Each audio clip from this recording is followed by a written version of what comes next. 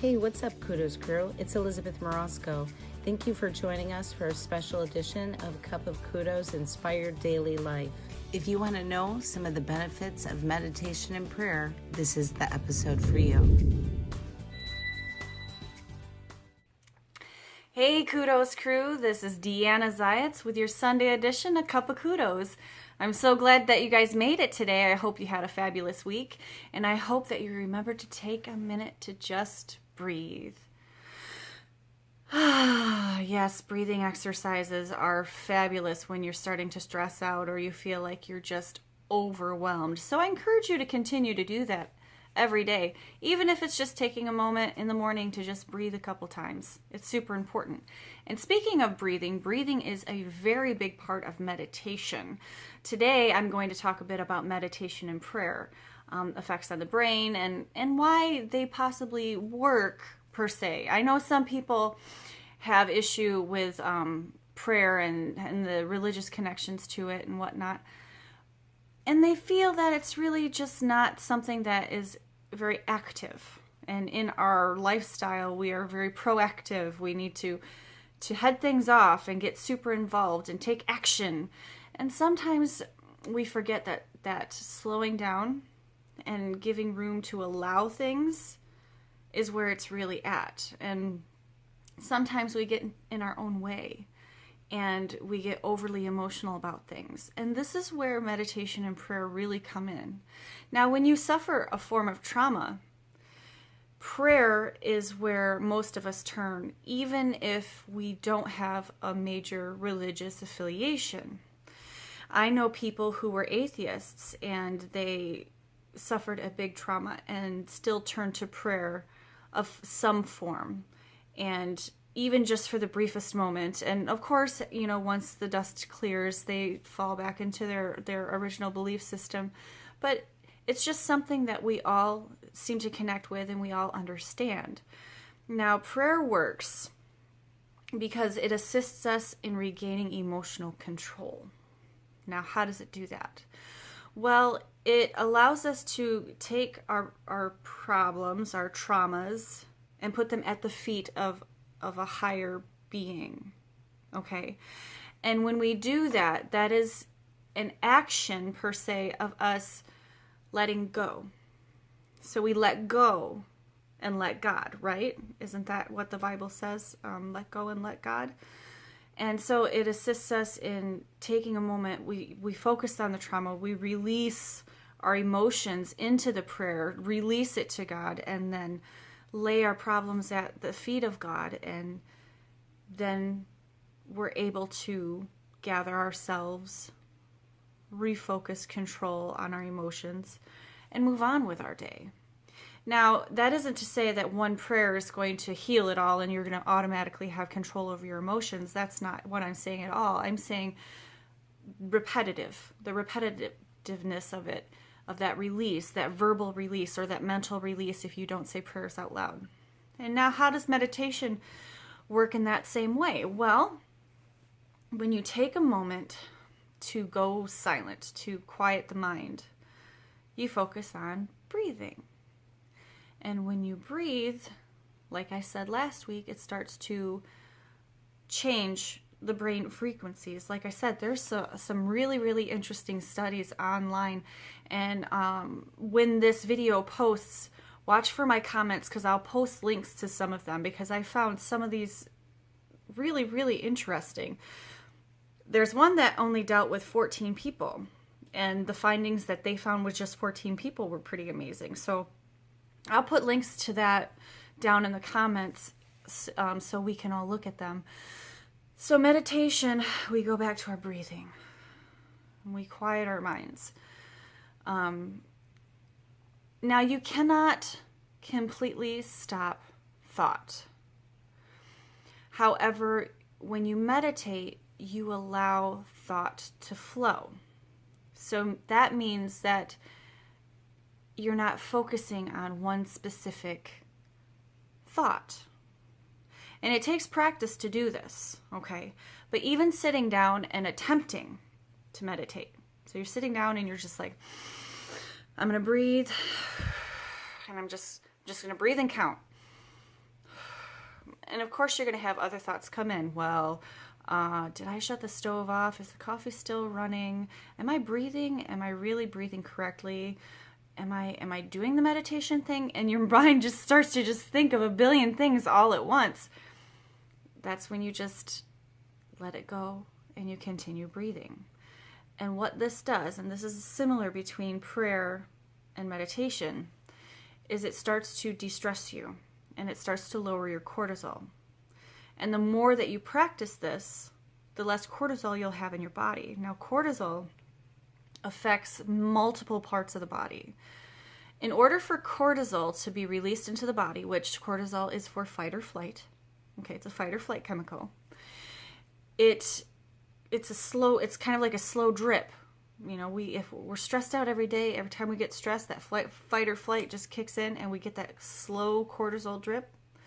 Well, in order for our brain to do that, our brain has to draw attention away from something else. And a lot of times it's the immune system. So when we meditate, it increases our immune system because it lowers the cortisol. Also increase the endorphins. It also starts to increase dopamine, which are both very good for the immune system as well, and well-being. It also assists in increasing the cognitive responses in the brain, okay? And it also increases introspection. So when you're done praying or you're done meditating, you're in a space to where you are free of these stresses, and it's easier for you to see the problem or the trauma and look at it from a more logical, introspective point of view. That's pretty amazing, isn't it? And a lot of these studies said that even if you just do 5-10 minutes a day, it improves your immune system and your cognitive responses immensely, especially when you do it consistently. So if you consistently practice this for 10 minutes a day for 30 days, imagine how different you will be. And this also, some of these studies showed how it totally changes the brain, meaning it changes how it functions, how the neurons are firing, and which sections of the brain are igniting. There's so much, I can't put it all in just one video.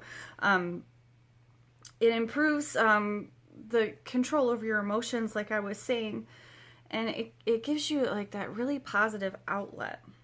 It's kind of like having a counselor, but it's not, you're not really talking to a stranger that you don't know, because really you're conversing with yourself, or you're conversing with God, whatever your belief systems are.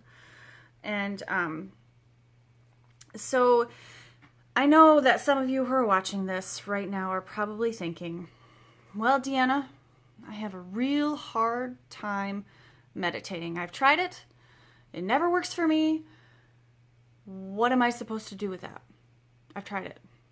Well, there are several different types of meditation. Okay. There's the sitting down in a quiet space meditation. And there is active meditation.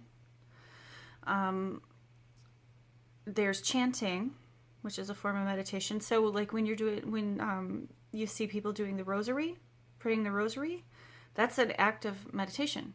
It's repetitive and assists you on focusing. So when you're meditating or praying the rosary, Hail Mary, full of grace, Lord is with thee, over and over again, you can say the words, but at the same time you can think of an intention. And that's usually what people do when they're praying the rosary, is they have an intention, whether it's forgiveness for something, or asking the Blessed Virgin to help with a sick relative or friend, so on and so forth. So it puts you in that meditative state. So there's five different types of meditation. So if you wanted to look those up, and like active meditation is something that I'm pretty good at. When you're running is a really great form of meditation, because generally when we're running, we get into the zone. If you get into the zone, and that zone is the meditative place, and you can focus your energy while your body is doing something. It's active, so you're not just sitting there. So I find that pretty interesting. And so this is about all the time that I have for today. Next week, I kind of want to touch on some sound therapy, and I want to introduce you guys to my gongs. And hopefully I'll be able to go live on Monday or Tuesday of that week and do a live gong meditation. So if you are interested in that, please stay tuned to this channel. Don't forget to like and share our videos. And don't forget that every day we post a new video on DeAnna. She wants her 5 minutes of fame here. We post a new video on multiple subjects. Erin Caudell, she is fabulous. She's a good friend of mine, and she really knows her stuff about plants and how to grow things and nutrition and stuff like that. So don't miss out on her videos and the other wonderful people that we have on this channel. So yes, next week I want to talk about sound therapy a bit and get a little bit into that type of meditation and healing and kind of bring that in, because that's something that a lot of us don't really know exists. So I will be talking about that. So I'm going to leave you with this little mantra to say to yourself when you are trying to get into that space of meditation. And this can be something that when you're breathing you can say, or it can just be something that when you're upset to assist you in calming down. Okay? So what the mantra is I quiet my mind so that I can feel the love in my heart. I quiet my mind so I can feel the love in my heart. I hope you all have a fabulous week. Please ask any questions that you'd like. Interact with me as much as possible. I am always connected to Facebook in some way, fashion, or form. So if you have any questions about anything, please feel free to ask. And I hope you guys tune in for tomorrow's video. I think it's going to be pretty awesome. So I will talk to you guys soon. Please have a fabulous day. Mwah!